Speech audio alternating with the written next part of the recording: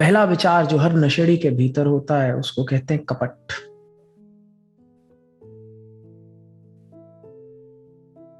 कपट का मतलब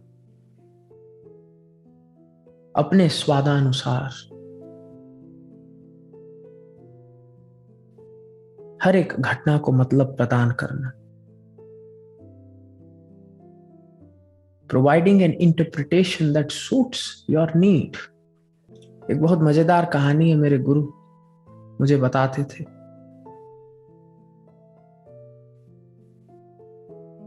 कि एक बार एक जुआरी अपने घर गया, जुआ खेल के नशे में धुत। उसकी पत्नी ने कहा, तुम जुआ खेल रहे थे? वो कहता है, नहीं, मैंने तो जुआ नहीं खेला। पत्नी कहती है, झूठ बोलते हो, तुमने जुआ खेला। पत्नियां समझ जाती, पत्नियों से झूठ बोलना असंभव है,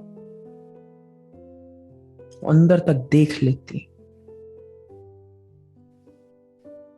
जुआरी ने कहा कि देखो, मैंने जुआ नहीं खेला, मैं तो कथा सुनने गया था, और कथा भी मैंने सुनी महाभारत की।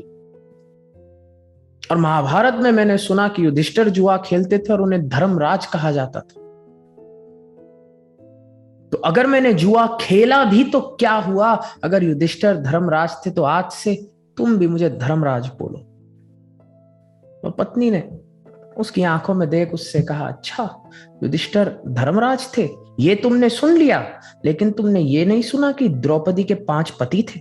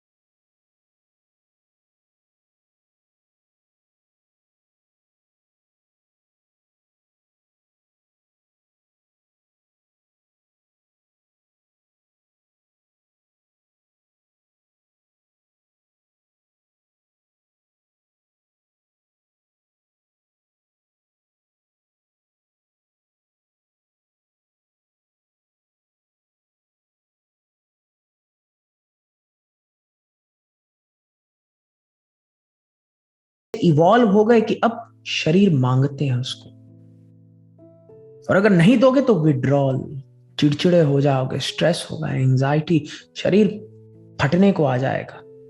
Heroin, alcohol.